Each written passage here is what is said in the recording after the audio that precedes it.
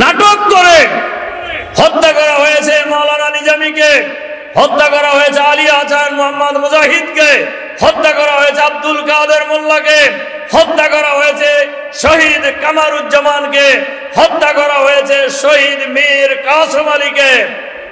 আর জামাতের 6 জন নেতাকে মাওলানা আবুল কালাম মোহাম্মদ ইউসুফ, মাওলানা দেলোয়ার হোসেন সাইদি, অধ্যাপক গোলাম আজম, অধ্যাপক নাজির আহমদ, এই উপমহাদেশের অন্যতম প্রধান শাইখুল হাদিস মাওলানা একেএম ইউসুফকে জেলখানায় নির্মমভাবে হত্যা করা হয়েছে।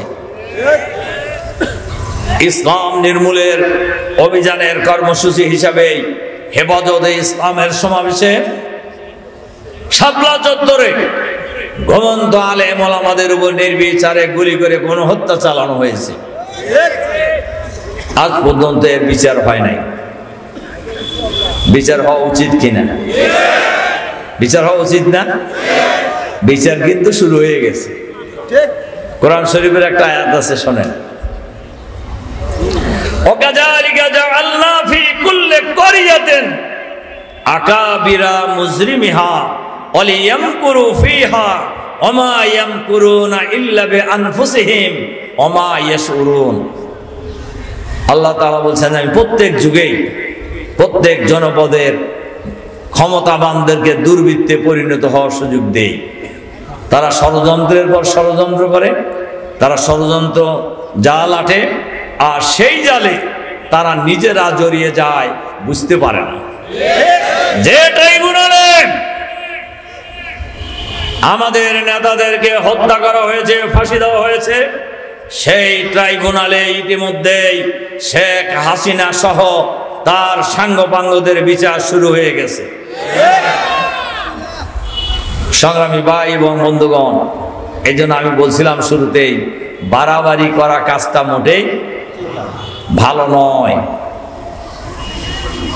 এই পরাজিত সরকার দেশের অর্থনীতিকে তারা ফোকলা করে দিয়ে গেছে, ব্যাংকগুলিকে খালি করে দিয়ে গেছে। 24 লক্ষ কোটি টাকা। 1 লাখ হয় কয় হাজারে? হ্যাঁ, 100,000 হয় 1 লাখ। 1 কোটি হয় কয় লাখে? 100 লাখে হয় 1 কোটি। আর 100 কোটিতে হয় 100 কোটি। আর 1,000 কোটি হইলে হয় কয় হাজার কোটি? 1000 কোটি। আর 1 লক্ষ কোটি হইতে লাগে কয় হাজার কোটি? 100,000 কোটি। কথাটা ভালো করে বুঝে কয়েন। 100,000 কোটি 1 লাখ হইতে লাগে। আর এইরকম 24 লক্ষ কোটি টাকা বিদেশে পাচার করেছে তারা। খালি কি সব পাচার করেছে, দেশে করে নাই? হ্যাঁ, আপনার একজন আইজি বেতন পায় কত? হ্যাঁ, আচ্ছা 1 লাখই ধরেন, 80,000 ধরলাম 1 লাখ। 1 লাখ টাকা বেতনের চাকরি করে হাজার হাজার বিঘা জমি কেনা যায়? বলেন যায় কিনা? বিদেশে 20টা বাড়ি কেনা যায়? বলেন যায় কিনা? কিনছে। ওই আইজির নাম কি? বহু খুনের হোতা। র্যাবের আইজি ডিআইজি থাকার সময় এই গুম এবং খুনের সংস্কৃতি চালু হয়েছে। আইজি থাকার সময় দেশের সম্পদ লুটপাট করেছে। একজন সেনা কর্মকর্তা হাসিনার খুব ঘনিষ্ঠ ছিল, নাম কি? আজিজ। হ্যাঁ, জিয়াউল হাসান। জিয়াউল হাসান র্যাবের ডিজি ছিলেন। সে পালায় যেতেছিল বিমান থেকে, তাকে বিমান ঘুরাই নিয়ে এসে গ্রেপ্তার করছে। তার বাসায় গ্রেপ্তারের পরে পুলিশ অভিযান চালিয়েছে। তার বাসায় নগদ টাকা পাওয়া গেছে 936 কোটি টাকা। কি পরিমাণ চুরি করছে অনুমান করতে পারছেন? আমাদের দেশের দামি প্রধানমন্ত্রী ওই সময় বলছিলেন, আমার পিয়নেরও 400 কোটি টাকা আছে। কি কইছিল না? হেলিকপ্টার ছাড়া চলে না, এটা বলছিল। কিন্তু একটু মানে আমি আর বললাম না কি কইছিল, কিন্তু আপনারা দেখছেন পত্রিকায় কয়েকদিন আগে এই কথাটা ঠিক ছিল না। এই ভদ্রলোকের অ্যাকাউন্টে টাকা পাওয়া গেছে 625 কোটি। উনি বলছিল কয়শো কোটি, 600 বেশি না 400 বেশি? তাহলে যে বাড়ির মালিকের 600 কোটি টাকা থাকে, সেই বাড়ির মালিকের কত টাকা আছে আপনি দেখছেন না? মালিকের ভাগ্নি এখন ব্রিটিশ পার্লামেন্টের মন্ত্রী, তার বিরুদ্ধে তদন্ত চলতেছে। আমরা আজকের পত্রিকা দেখছেন কিনা? সংগ্রামী ভাই এবং বন্ধুগণ, এগুলি আমার বলার উদ্দেশ্য না। উদ্দেশ্য হলো বাংলাদেশের লক্ষ লক্ষ কোটি কোটি টাকা বিদেশে পাচার করে যারা বেগম বাড়ি তৈরি করেছেন, এদেরকে চিহ্নিত করতে হবে, এদেরকে গ্রেফতার করতে হবে, এদেরকে বিচারের আওতায় আনতে হবে, বিদেশে পাচারকৃত টাকা ফেরত আনতে হবে। আমরা ডক্টর ইউনূস সাহেবের সরকারের কাছে আমরা এই আহ্বান জানাচ্ছি এই নওগাঁর জনসভা থেকে। সংগ্রামী ভাই এবং বন্ধুগণ,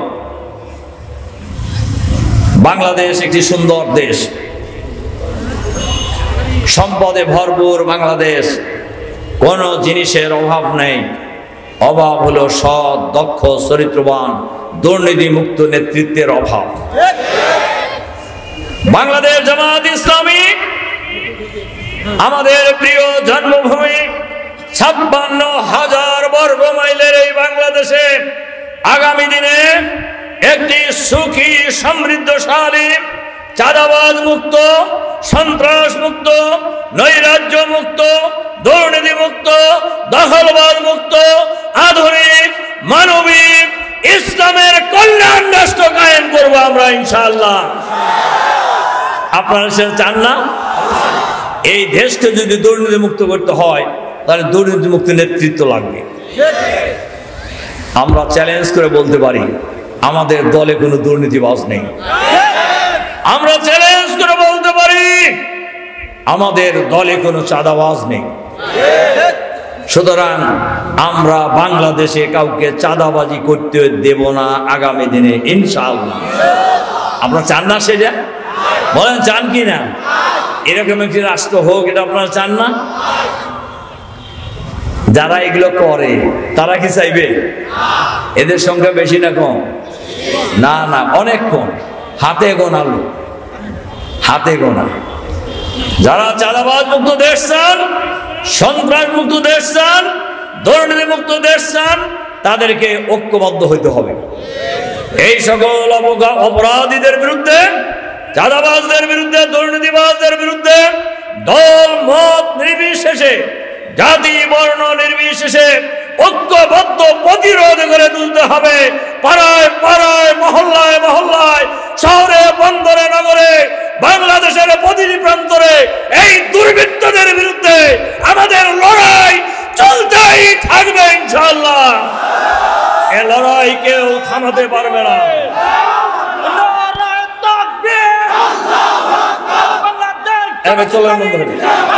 সংগ্রামী ভাই এবং বন্ধুগণ, ইসলামী রাষ্ট্র হলে লাভ পুরুষের, তার চাইতে বেশি লাভ মহিলা।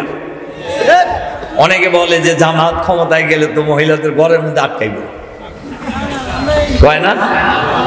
কয় খালি ঘরের মধ্যে আটকাইবে না, কালা বোরকা পরাইবে।